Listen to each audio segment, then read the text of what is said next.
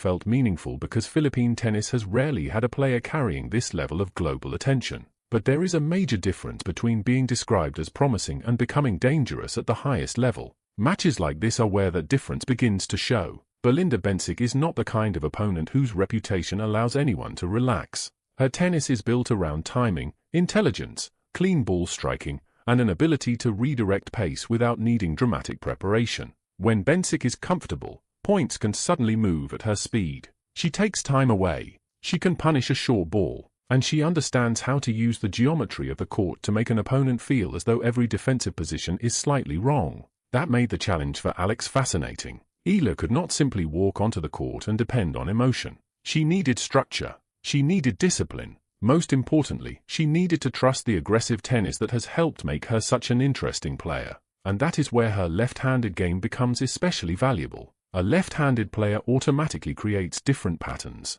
The direction of the serve changes. The returner sees the ball coming from an unfamiliar angle. Cross-court exchanges develop differently. Even a player with Bencic's experience must adjust because the geometry changes every time Alex begins building a point from her preferred positions. But being left-handed alone does not win professional matches. What matters is how Alex uses it. When her serve placement is sharp, she can stretch an opponent away from the center of the court and create space for the next ball. She does not always need an unstoppable first serve. Sometimes the real weapon is the combination, serve wide, force a difficult return, then attack the open court before the opponent can completely recover. That first strike mentality is becoming increasingly important in Alex's game. Against a player who likes taking the ball early, allowing passive rallies can become dangerous. If Alex simply waits for Bencic to dictate, she risks spending too much of the match reacting. But when Eala gets her feet into position and meets the ball confidently, the dynamic changes. Then it becomes Alex asking the questions.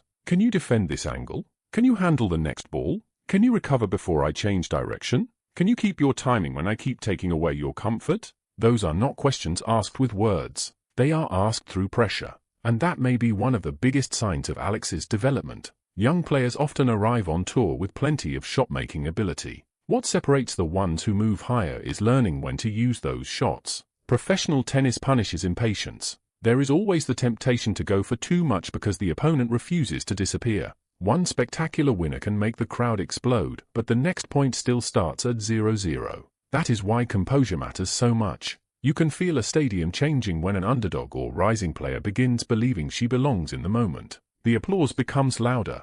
The opponent notices it. The player notices it. Suddenly every hold of serve carries more emotion, every difficult rally feels like a statement, and every pressure point begins carrying the energy of thousands of people. For Alex, that energy has another layer. There are Filipino supporters watching from Toronto, from Manila, from other parts of Canada, from the United States, from the Middle East, from Europe, from Australia, and from wherever the Filipino diaspora happens to be following the match. Some may have discovered tennis because of her. Some have followed Alex since she was a teenager. Some young players in the Philippines may be watching a WTA match and seeing something they did not always have growing up, somebody from their own country standing across the net from internationally established stars and refusing to look overwhelmed. That matters. It does not mean Alex should carry the impossible responsibility of winning for an entire nation every time she competes. No athlete should be expected to do that, but support can become fuel when it is handled the right way. And in Toronto, the crowd reaction told its own story.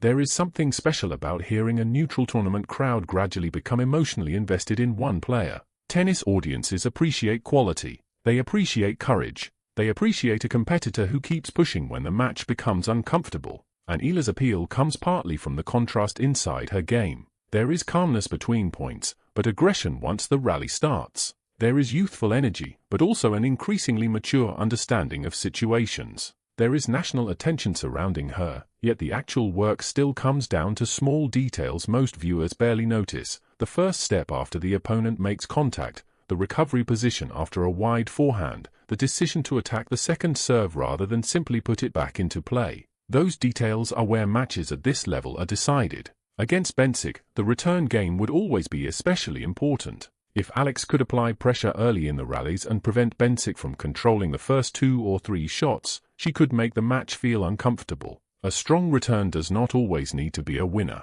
Sometimes simply placing it deep through the middle is enough to remove an opponent's angles and turn the point into a neutral exchange. From there, Alex's footwork becomes critical. When she is balanced behind the baseline, her ability to accelerate through the ball gives her options. She can drive cross-court with margin. She can redirect down the line when the opening appears. She can also move forward when the situation demands it. That last part may become increasingly important as her career develops. Players who consistently succeed at the highest level understand that the baseline cannot be home forever. When Alex creates a short ball, moving forward and finishing at the net can prevent opponents from recovering into another defensive exchange. It also sends a psychological message: if you give me space, I am coming after it. But this is where the suspense in a match like this becomes real. Aggression carries risk. Push too hard and errors appear. Attack the wrong ball and an experienced opponent can turn defense into offense instantly. Let the crowd's energy make you impatient and the momentum can disappear almost as quickly as it arrived. Bencic has experienced enough high-level tennis to understand that a match is rarely controlled permanently. She can change direction quickly. She can absorb pace. She can punish hesitation. Against that kind of opponent, Alex cannot afford to believe the work is finished simply because she has gained control of a stretch of play. That mental challenge is arguably more important than any single forehand. When the crowd is roaring your name, can you still slow your breathing? When an opponent answers with a brilliant point, can you reset immediately? When a game becomes complicated, can you make the percentage decision instead of the emotional one? These are the tests that separate exciting talent from dependable contenders. And every time Alex survives one of those tests, another piece of her professional identity begins taking shape. That is why this Toronto moment feels significant. It is not because defeating one respected opponent automatically means Alex has reached the top. Tennis does not work that way. The WTA Tour is too competitive, too deep, and too unpredictable. A great performance can be followed by an entirely different challenge days later. The importance comes from evidence. Evidence that Alex can bring her tennis into matches where the opponent will not give her easy control. Evidence that her attacking instincts can translate against accomplished competition. Evidence that growing expectations do not necessarily have to become a burden. And perhaps most importantly, evidence that she is beginning to build a reputation where opponents may increasingly prepare for her as a serious problem rather than simply an interesting young player. That shift changes everything. When nobody expects you, freedom comes naturally. When people begin expecting you to win, pressure arrives. Then the scouting becomes more detailed. Opponents study your preferred serving patterns. They understand where you like to return. They look for the rally length that makes you uncomfortable. They study what happens when your first serve percentage drops or when you are forced repeatedly into one corner. The next stage of Alex Eala's career is not merely about becoming better. It is about adapting while other players are adapting to her. And that could become one of the most compelling stories in Philippine sports. Imagine what this journey can mean beyond Alex herself. For a young athlete in Manila holding a racket for the first time, the pathway suddenly looks a little more real. For Filipino parents wondering whether tennis can become more than just a recreational sport for their children, a successful Filipina on the WTA stage changes the conversation. For supporters who once had to choose another country's player simply to feel connected to major tennis events, there is now someone carrying the Philippine flag directly into those arenas. That is how sporting cultures begin to grow. Not overnight. Not because one player wins one match, but because one player makes the impossible look slightly more reachable. Alex may never know every child inspired by what she is doing. She may never meet every overseas Filipino worker checking updates during a break or every family waking up at unusual hours to follow her matches. But they are part of this story too. When Toronto erupted, that noise traveled far beyond the stadium. It reached Filipino social media. It reached group chats. It reached families sending clips to one another. It reached fans who have watched the journey long enough to understand how much work sits behind moments that can look effortless on television. And still, Alex's biggest challenge may be what comes after the celebration. Because professional tennis never stays emotional for very long. The applause ends. The stadium empties. The recovery starts. Then another opponent waits. That is the reality of becoming a serious WTA competitor. You cannot live forever inside your greatest performance. You have to turn it into a foundation. Alex will continue facing players with different strengths. Some will serve bigger. Some will defend longer.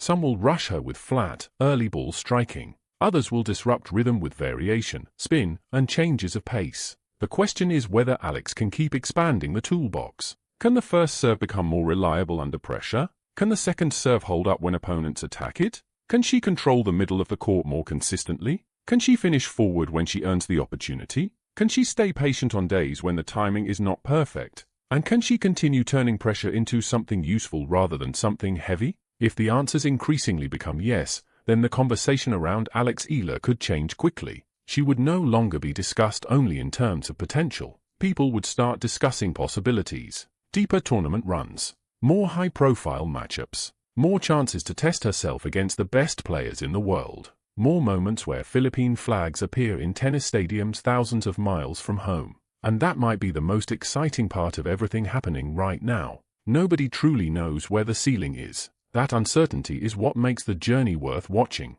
Sports are most powerful when the ending has not been written yet. Alex is still developing, still learning, still adjusting, still going through the highs and lows every professional athlete must experience. There will be difficult matches. There will be opponents who solve problems she has not seen before. There will be days when the shots do not cooperate. But there will also be nights like Toronto, nights when an established opponent stands across the net, nights when the crowd begins sensing that something special is happening, nights when a young Filipina athlete looks around and realizes thousands of people are completely invested in every point, and nights when an entire country feels just a little closer to the center of the tennis world. That is what makes this more than a simple upset story. Belinda Bencic deserves respect for everything she brings to a tennis court, and beating a player of that quality is meaningful precisely because the challenge is real. There is no need to exaggerate the opponent to make Alex's achievement impressive. The strongest sports stories work because both competitors bring quality, pressure, and uncertainty into the arena.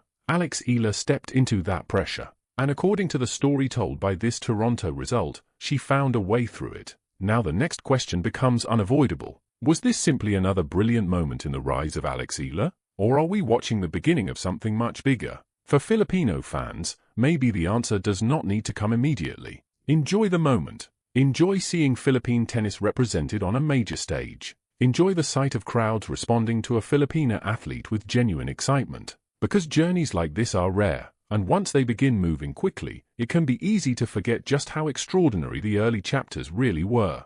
Toronto may eventually become one of many memorable stops in Alex Eala's career. Or perhaps we will look back at nights like this and recognize them as the moments when the wider